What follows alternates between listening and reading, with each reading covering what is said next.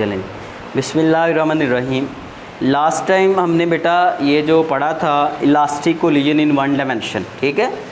तो एक डायमेंशन में जो इलास्टिक कोलिजन होती है दो बॉडीज़ के दरमियान, तो वो हमने लास्ट टाइम डिस्कस की थी। और हमने उनकी जो वेलोसिटीज़ बनेगी before collision and after collision, उसके लिए हमने कुछ फार्मूले भी ड्राइव किए थे, यानी कि उसका कुछ रिज़ल्ट हमने ड्राइव किया था एंड पे जाके। और आज हम ये पढ़ेंगे बेटा कि उनकी जो कोलिजन के बाद वेलोसिटीज़ हैं उनको कैसे फाइंड किया जाएगा, और कुछ केसेस भी हम डिस्कस करेंगे। देखें भाई, लास्ट टाइम ये आपके पास एक इक्वेशन आई थी, यहीं से मैं शुरू करता हूँ इसको। सो एफएससी पार्ट 1 की हमारे पास फिज़िक्स है।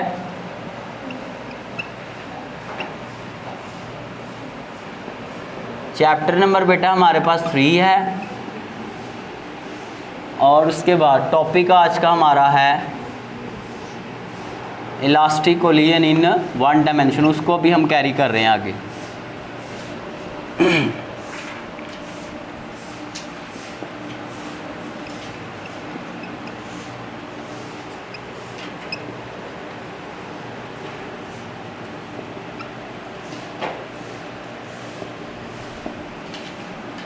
चलें जी, देखते हैं ये क्या बला है, ठीक। अब तो लास्ट टाइम आपने ये कहा था कि हमारे पास दो गाड़ियां हैं। ये गाड़ी जो है ये M1 है, इसका मैस, और इसका मैस M2 है। ये बॉल्स भी आप ले सकते हैं, उसने हार्ड एंड स्मूथ बॉल्स ली थी, ठीक है, आप वो भी कंसीडर कर सकते हैं। ये गाड़ी इधर को जा रही है भाई V1 वेलोसिटी के साथ, और ये M2 जो मैस है ये इधर को जा रहा है V2 वेलोसिटी के साथ, ठीक है। अब ये बिफोर कोलिजन, अभी ये टकराए नहीं आपस में। कुछ देर बाद क्या होता है, दोनों ये जो गाड़ियां हैं ये आपस में कोलाइड करती हैं, आपस में टकराती हैं, और टकराने के बाद बेटा जो M1 मैस है इसकी जो वेलोसिटी बन जाती है वो V1 डैश बन जाती है, और जो दूसरा मैस है उसकी वेलोसिटी कितनी बन जाती है भाई V2 डैश। अब यहाँ पे अगर देखा जाए बेटा तो ये पीछे को आएगा और ये आगे को ही जाएगा, ठीक। अब देखा जाए तो यहाँ पे M1 का भी हमें पता है कि पहली गाड़ी का मैस कितना है, वो हम फाइंड कर सकते हैं, उसको तोल सकते हैं, मेजर कर सकते हैं।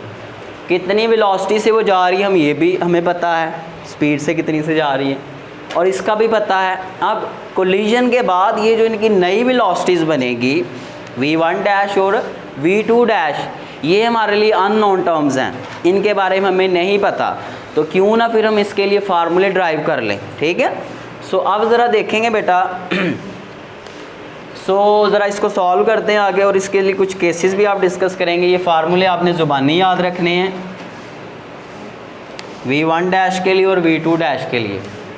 तो यहाँ पे मैं लिख देता हूँ, V1 डैश का फार्मूला बेटा होगा, टकराने के बाद पहली गाड़ी की जो वेलोसिटी बनेगी वो फार्मूला बनेगा M1 माइनस M2, ये ज़ुबानी आपने याद रखना है, M1 plus M2 V1 plus 2M2 over M1 plus M2 बेटा आवाज़ ना आए V2। तो टकराने के बाद पहली गाड़ी की जो वेलोसिटी बनेगी आफ्टर कोलिजन, उसको अगर आपने कहीं पे भी फाइंड करना हो तो उसके लिए आपने ये फार्मूला ज़ुबानी याद रखना है, ठीक है बेटा।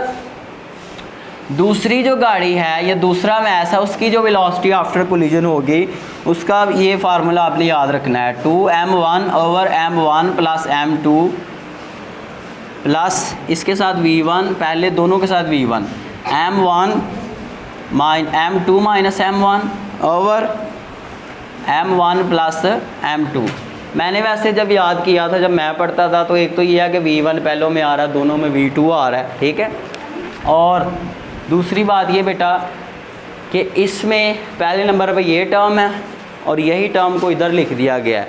जब V1 निकालेंगे तब मैस M1 पहले नंबर पे आएगा, जब आप V2 निकालेंगे तब मैस M2 पहले नंबर पे आएगा, ठीक है। ये मैंने वैसे छोटे छोटे कोड याद रखे थे, और ये टर्म दोनों में सेम ही है, ठीक है। अब ये तो बेटा इन दोनों की वेलोसिटीज़ आफ्टर कोलिजन जो है दोनों मैसेज की, वो निकालने का फार्मूला है हमारे पास। अब हम ज़रा चलते हैं कुछ केसेस हम देखेंगे, ये केस आपने याद रखने हैं। मैं आपके सामने सॉल्व करता हूँ। एक केस मैं सॉल्व करूँगा, एक आप खुद घर से करके लाएंगे। पहला केस ये है कि वैन, ये नीचे केसेस दिए हुए हैं, van M1 is equal to M2, यानी कि दोनों जो गाड़ियाँ आपस में कोलाइड की हैं, दोनों के मैस अगर बराबर हों तो उस केस में एक्सीडेंट किस तरह का होगा या उनकी वेलोसिटीज़ के ऊपर क्या फ़र्क पड़ेगा। ठीक है, तो बेटा देखिए भाई, दोनों के मैस बराबर हैं तो देखते हैं। तो पहले तो जब आपने पहली गाड़ी की जो वेलोसिटी टक्कर के बाद बनेगी V1 डैश, उसको फाइंड करना हो तो वहाँ से आप करेंगे। जहाँ जहाँ पे M1 आ रहा है वहाँ वहाँ आप M2 पुट कर देंगे। क्या करेंगे, जहाँ पे M1 आ रहा है वहाँ आप क्या पुट कर देंगे, M2 पुट कर देंगे। चलें भी उस इक्वेशन में पुट करें आप, तो V1 dash is equal to M1 पहली में आ रहा है तो उसकी जगह पे आप M2 पुट कर दें, माइनस फिर M2 वैसे ही रहा, ओवर M1 की जगह फिर M2 प्लस M2, और यहाँ V1 plus 2M2 over M1 की जगह फिर M2 ए आवाज़ ना है, अब नहीं वीडियो बन रही खोते आप।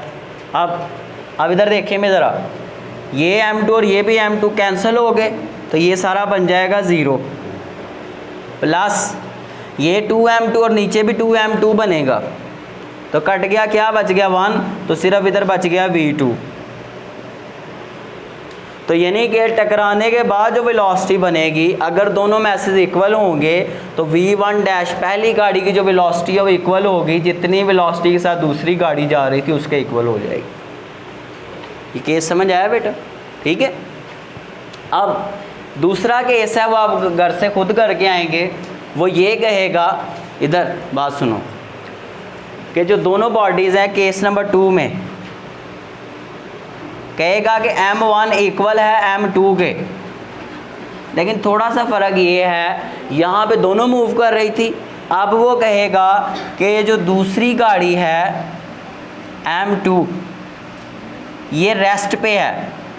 ऐसे भी तो एक्सीडेंट हो सकता है कि एक गाड़ी रेस्ट पे हो, यानी कि उसकी V2 क्या होगी, 0 होगी, और पहली गाड़ी मूव कर रही है तो उसके पास कुछ वेलोसिटी V1 होगी। तो एक गाड़ी पीछे से दौड़ती हुई आ रही है और एक गाड़ी रेस्ट पे खड़ी है, तो उस केस में उनके बीच में जो एक्सीडेंट होगा वो किस नौइयत का होगा, यानी कि वेलोसिटीज़ के ऊपर क्या फ़र्क पड़ेगा, वो आपने यहाँ पे कल आपने फाइंड करके आना है। तो जस्ट सिंपल आप क्या करेंगे, मैं थोड़ा सा आपको बता देता हूँ। देखें भाई, ये जो फार्मूला है, सबसे पहले तो जहाँ पे V2 आ रहा है वहाँ आप 0 पुट कर देंगे, क्योंकि V2 यहाँ पे 0 है तो सेकंड टर्म ऑटोमेटिकली 0 हो जाएगी। आपने घर से सॉल्व करके लाना है, ठीक है। और जहाँ जहाँ पे M1 आ रहा है वहाँ आप क्या पुट करेंगे, M2 पुट करेंगे और इस इक्वेशन को सॉल्व करके लाएंगे। आपकी बुक वाले ने बेटा जस्ट इसके रिजल्ट्स लिखे हुए हैं, ठीक है। सॉल्व कैसे हुए हैं मैंने आपको बता दिया, इसको आप नोट डाउन कर ले, यही बेटा आपका कल के लिए काम है, ठीक है। सो अच्छे से इसको तैयार करके आइएगा। पहले 2 केसेस को अपना ख्याल रखें, खुश रहें जी। अल्लाह हाफिज़। इंग्लिश का